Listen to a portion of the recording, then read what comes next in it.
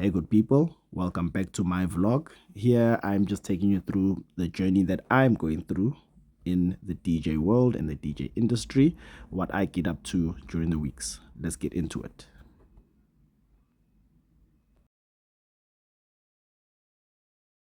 So, on this day, a good friend of mine and colleague within the sound industry let me know of a good deal that he had for me.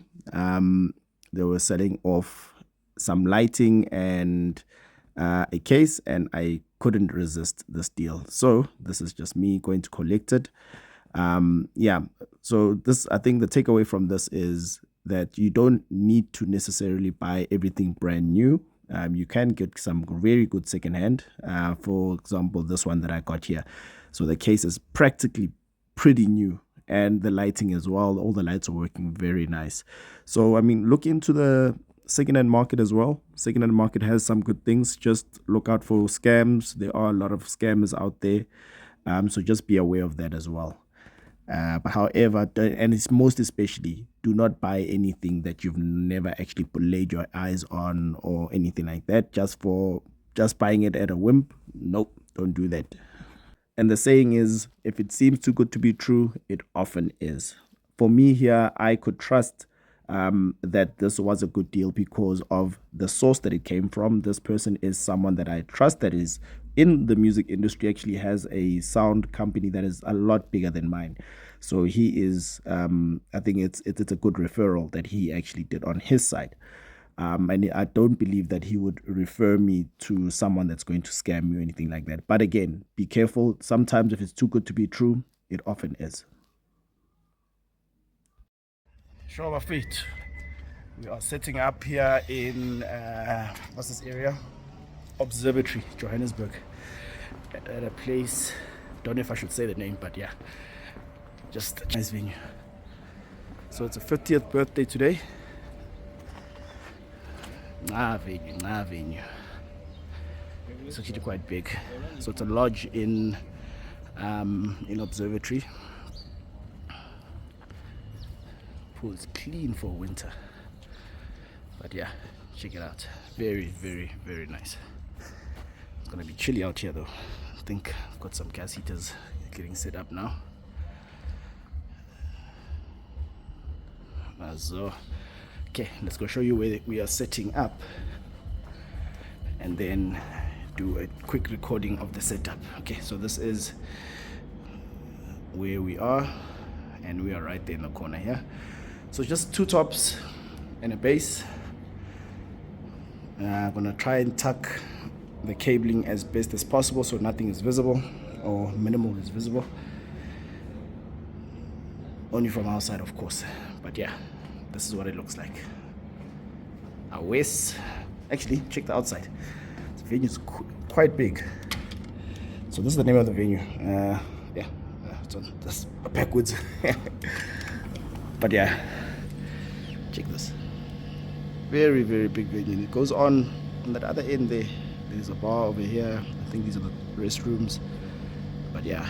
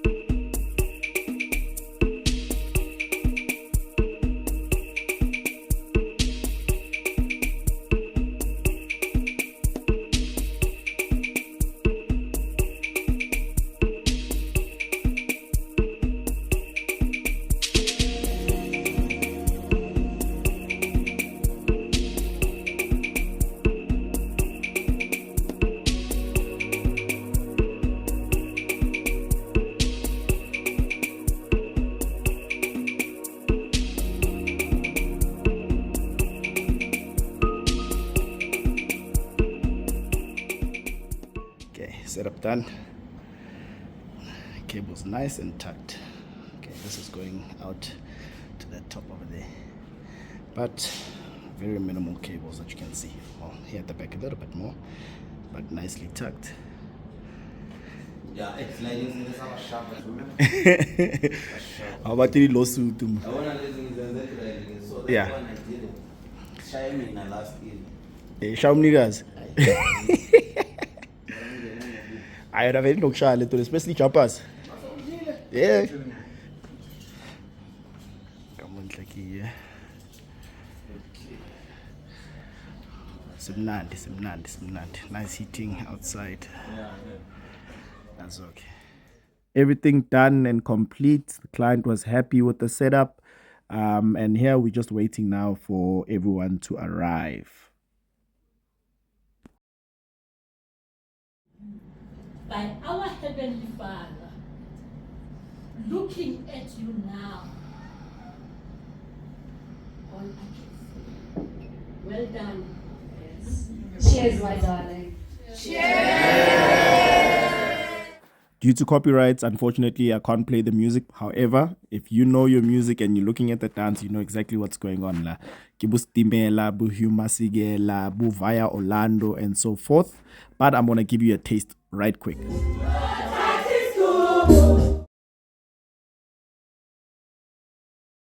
Sundays for good music, Bafwetu. Here we have T-phlo and Giftana doing a one-on-one session. If you don't know, 20th of July was actually my birthday, and therefore I went to go celebrate Lin Namo. And as per culture, Bafwetu, good music is the name of the game, giving people, making sure Horwatuba enjoy and having a good time. Later now we're celebrating at the same time, Mona. And the journey continues. Arias Sante. So Vandag, one of my clients was reaching a milestone, which is 30 years in the business in South Africa. And they were looking to have a small audience and just show appreciation to the employees as to the milestone that they've actually reached at the moment. So here I'm tag teaming with my gents from Deeper Words Production. So the client requested for some screens and some sound as well, and that's what we're going to do for them. So the request was for two 65-inch LCD screens for their displays. They were displaying some videos as well as a slide, and then some DJ equipment as well as sound for some background music. Nothing hectic at all.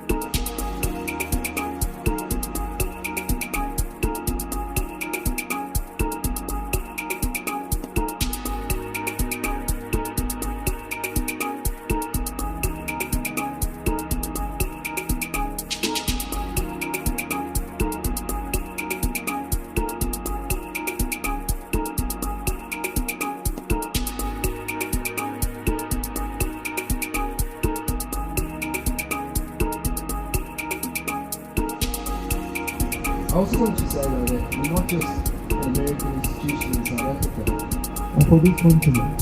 So, please, I think we should jump to the feet soon, otherwise we'll all freeze to death. The cake. Yes, speaking of food. So I'd like to invite Peter, Andrew, and Chris from Zero.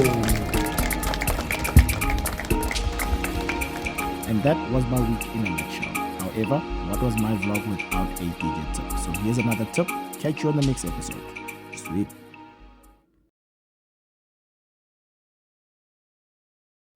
Hey, what's up guys? DJ D-phlo here with another tutorial. Today we'll be focusing on the hot cue and how it works, how to set it, and what you can actually do with it.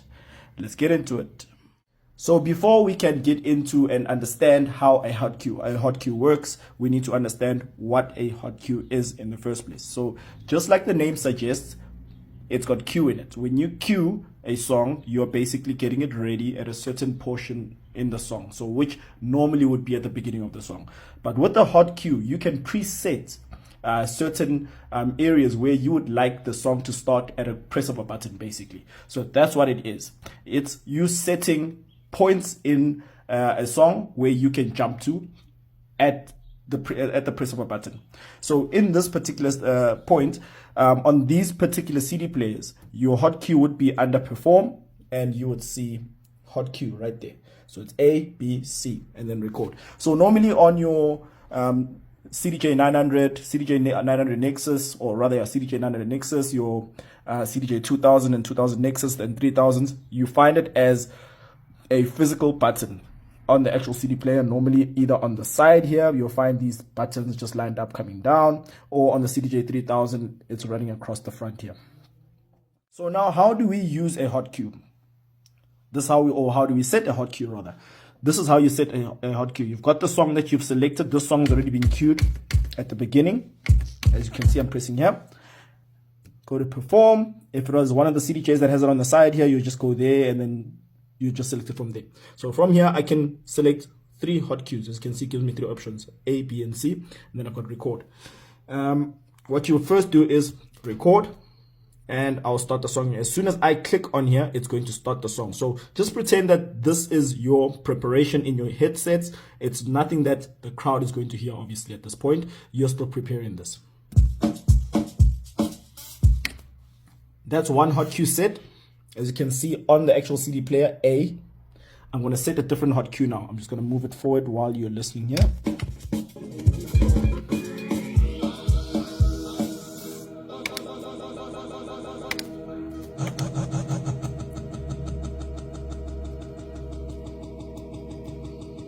Set.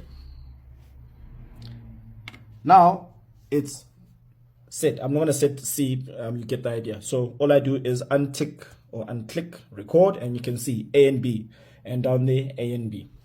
So whenever I click on A, it's going to start from the beat that I recorded at A, which is, or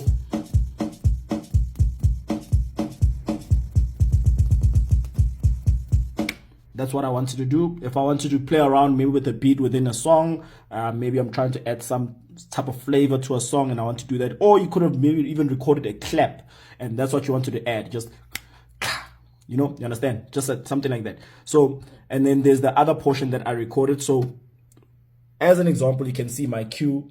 There it is there in the orange. That's where my cue is. It's there at the beginning, at the beginning of the song. So now I'm going to jump to B. So as soon as I click on B,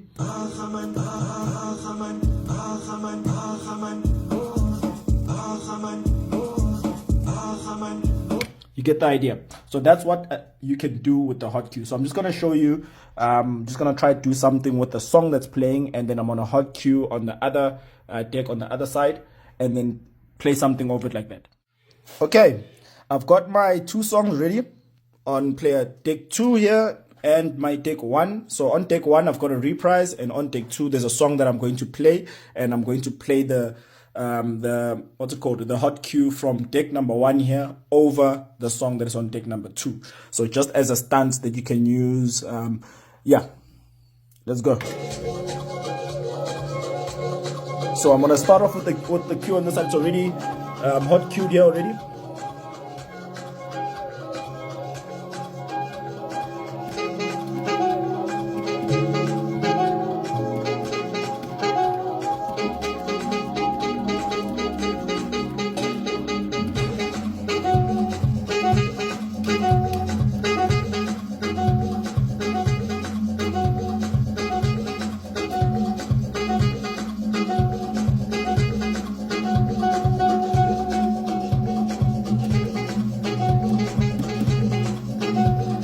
Get the idea. So that's how you use your hot cue. Don't forget to share, like, and follow. Also, just ensure you practice all these things that you find on these CD players. You'll only really understand once you practice and actually get a hang of those kind of things. Yeah, thanks for watching.